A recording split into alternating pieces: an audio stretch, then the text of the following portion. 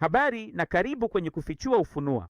Leo tuna jambo lingine la kufurahisha kwako, na ni jambo ambalo limeleta mkanganyiko mkubwa kwa watu wengi, kwa sababu kama unavyojua, kila mtu kwa msingi hufundisha kutoka Injili ya Mathayo, na unapofundisha unabii kutoka Injili ya Mathayo, kwa sababu hujawahi kuelewa Marko anazungumzia nini, au Marko anazungumzia nani na Luka anazungumzia nani, hujawahi kutambua hilo. Jibu la wa mwisho kuwa wa kwanza, wa kwanza kuwa wa mwisho ni Mathayo, Marko, Luka, na mwisho na kuwa Luka, Marko, Mathayo. Kwamba tofauti zilizopo kwenye injili zote ni unabii. Kwamba Luka anaonyeshwa kama kabla ya dhiki, Marko ni katikati ya dhiki, Mathayo ni baada ya dhiki, na ni zaidi ya hapo pia, sivyo? Kwa sababu unakumbuka kwamba katika Wakorintho wa pili sura ya 12 Paulo anatabiri kutuambia fumbo ndani ya hadithi yake. Anatuambia kwamba mwisho wa siku ni kipindi cha miaka 14 na kipindi kifupi kinachoitwa juu, ambacho ni kipindi cha siku 50 ambacho tumekifunua kwa miaka mingi. Kundi la kwanza ni bibi harusi wa Kristo wa watu wa mataifa kabla ya dhiki, wale wanaonyakuliwa kama unyakuo, wanaokwenda mbinguni. Ya tatu, la pili ni lile la unyakuo wa peponi, ambalo ni unyakuo wa umati mkubwa katikati ya dhiki unaoonekana katika Ufunuo 7. Alafu unaona Paulo katika mfano wake anasema, sasa tazama, mara ya tatu niko tayari kuja kwenu. Kwa hiyo kuna kuchukuliwa na kurudi, kama picha ya Bwana akirudi mara ya tatu, miguu yake ikishuka juu ya mlima wa Mizeituni. Nakumbuka, kama sijasema ni sura gani nipo, angalia tu upande wa kulia utaiona. Kwa hivyo umeelewa kwamba Luka ni kabla ya dhiki, Marko ni katikati ya dhiki, na Mathayo ni baada ya dhiki. Sawa? Kabla, katikati, chapisho. Luka, Marko, Mathayo. Kuchukua, kisha kuchukua kwingine na kurudisha. Naam, kama ulivyoelewa hili, basi Mathayo mwenye umri wa miaka 25 anahusika wapi?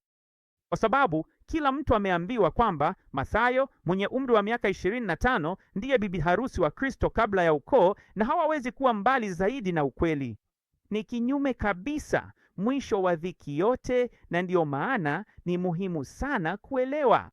Unaona, kuna harusi ya bibi harusi wa mataifa kabla ya dhiki, na kuna harusi ya Wayahudi baada ya dhiki, ahadi ya utawala wa milenia wa amani duniani kwa watu wa Kiyahudi. Sawa? Kwa nitakuonyesha hasa Mathayo sura ya 25 inatokea wapi katika siku za mwisho. Sawa? Nini kinatokea katika Luka sura ya 21 kwenye mafundisho yake? Sehemu ya Luka ndiyo iliyotajwa hapo juu, na ndiyo maana katika hotuba ya Luka ni mahali pekee unapoona watu wakichukuliwa kabla ya jambo lolote kuanza. Katika Luka 21 mstari wa 36, katika hotuba yake, kesheni basi mkiomba kila wakati ili mpate kuhesabiwa. Anastahili kuepuka mambo haya yote yatakayotokea na kusimama mbele ya Mwana wa Adamu. Huu ndio mstari wa kabla ya tribuno wa hotuba zote. Sawa? Hii hapa. Na kisha unayalio hapo juu, ambayo ni kipindi cha siku 50 kinachotokea baada ya kabla ya dhiki. Kisha nini kitatokea? Naam, basi nenda kwenye hotuba ya Marko. Na katika hotuba ya Marko tulizungumzia hili katika fundisho la hivi karibuni, kwamba kuja kwa Mwana wa Adamu katika hotuba ya Marko ndiyo Ufunuo sura ya 6, mwisho wa Ufunuo sura ya 6, mwisho wa muhuri wa 6 au mwaka wa 6 wa dhiki ya mihuri. Huyu ni Bwana akija katika mawingu ya mbinguni, sivyo? Au Bwana akija katika mawingu. Na inasema katika Marko 13 mstari wa 32, lakini kuhusu siku ile na saa ile hakuna mtu ajuaye. Tumekuonyesha hiyo ilikuwa nini. Sote tunajua kwamba ni sikukuu ya baragumu, kipindi cha siku 2 ambapo anasubiri mwezi mpevu kutangaza siku hiyo.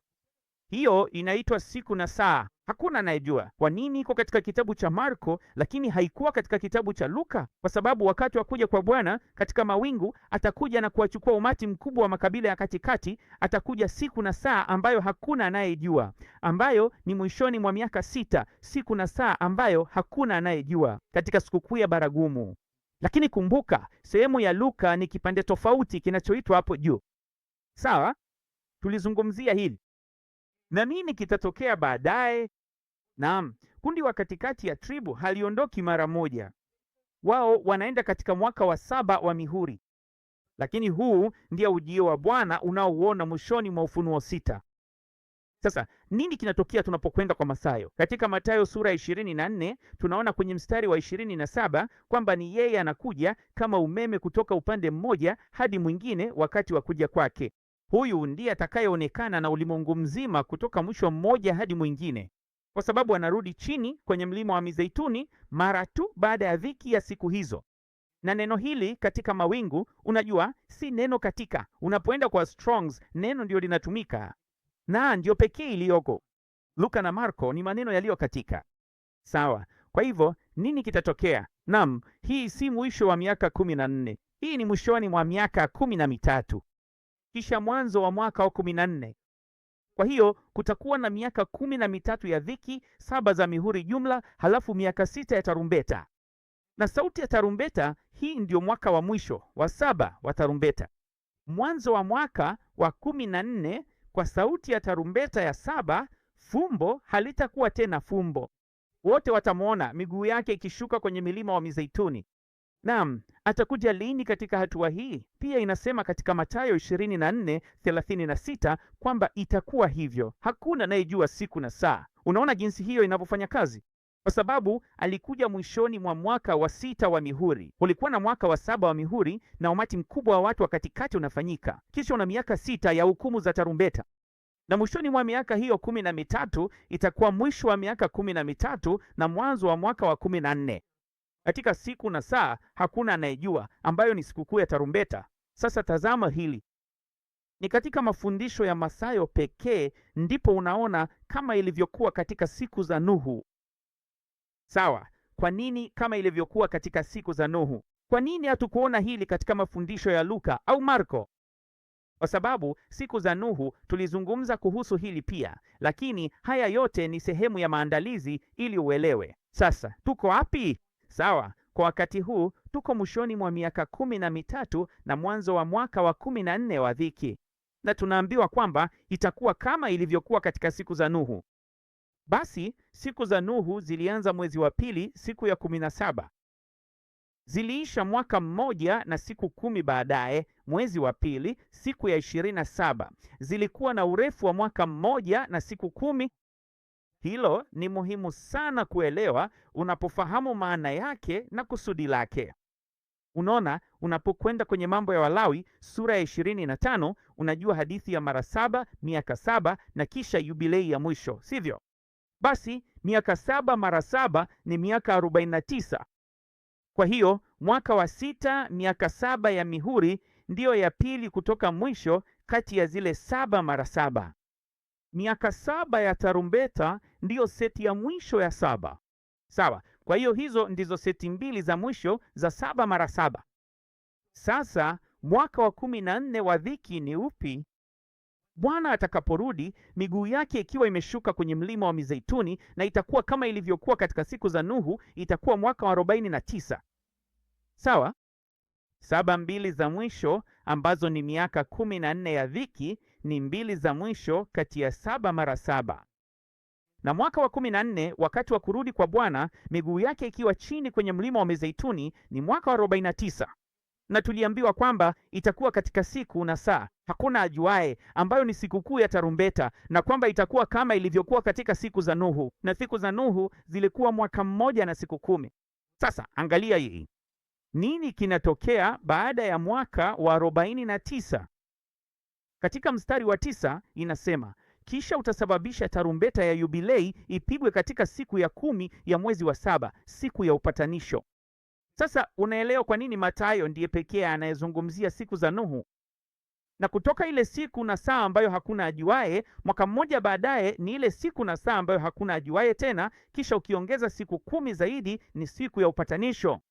Ni mwaka wa 49 pekee unaoongezwa hesabu ya siku 10 ili kupiga tarumbeta ya yubilei, siku ya upatanisho, ambayo inamaanisha ni mwaka wa mwisho, kwamba Bwana anakuja miguu yake ikishuka juu ya mlima wa Mizeituni. Na hapo ndipo inaanza hapa. Katika mafundisho ya Mathayo sura ya 24 inaanza mwaka wa mwisho wa 14.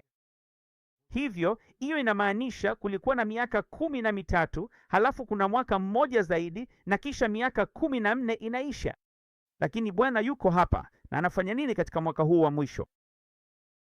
Ameharibu nyama na nabii wa uongo, ametupa katika ziwa la moto.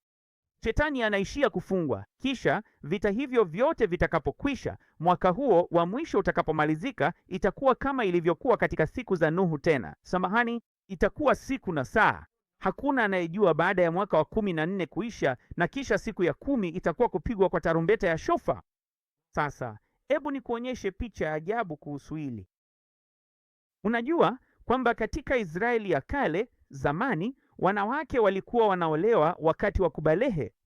Inaonekana ni vigumu sana kwetu kuelewa sasa hivi, lakini ilimaanisha kwamba wasichana wote walikuwa wanaolewa kwa kawaida kabla ya kufikisha umri wa miaka 15, na kwa ujumla ilikuwa ni kutoa au kuchukua. Inaeleweka kwa ujumla, wakiwa na umri wa takriban miaka 13 ndipo walipofunga ndoa. Sawa, wakati wa kubalehe. Sasa kumbuka, tuko katika muda gani? Tuna umri wa miaka 13 na kisha kuna mwaka mmoja zaidi na kisha yote yamekwisha, sivyo? Tazama hili. Mama yake Yesu alikuwa na umri gani? Inaaminika kwamba Maria alikuwa na umri wa kati ya miaka 12 hadi 16 kulingana na desturi na uchumba wa Kiyahudi wa karne ya kwanza. Sawa, wengine wanasema miaka 13. Ninaamini ilikuwa hasa karibu miaka 13, ingawa haijaandikwa mahususi. Sawa, lakini tunajua iko katika kiwango hicho cha umri. Kwa hiyo tena una miaka 13, halafu mwaka mmoja baadaye kuzaliwa kwa Yesu.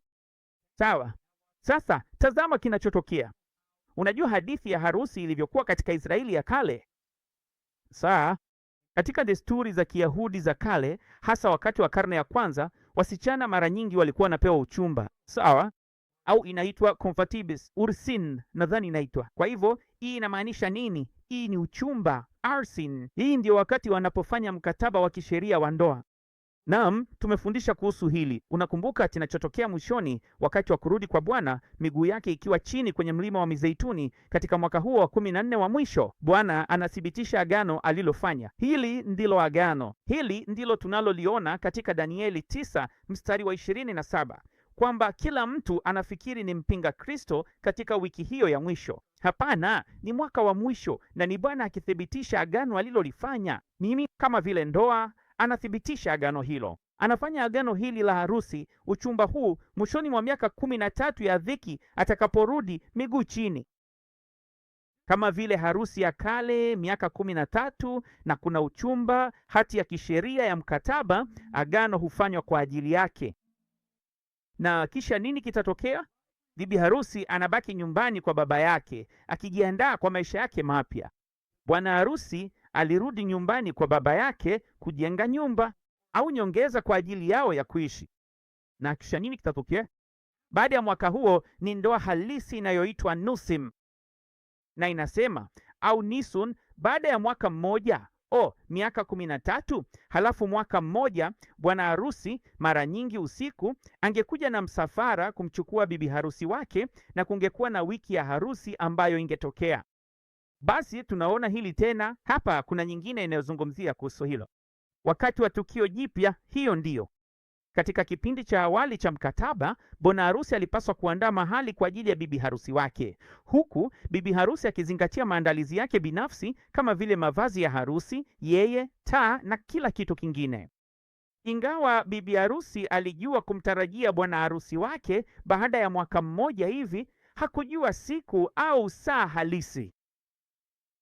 Je, huo si ujinga? Je, hilo si jambo la ajabu kabisa?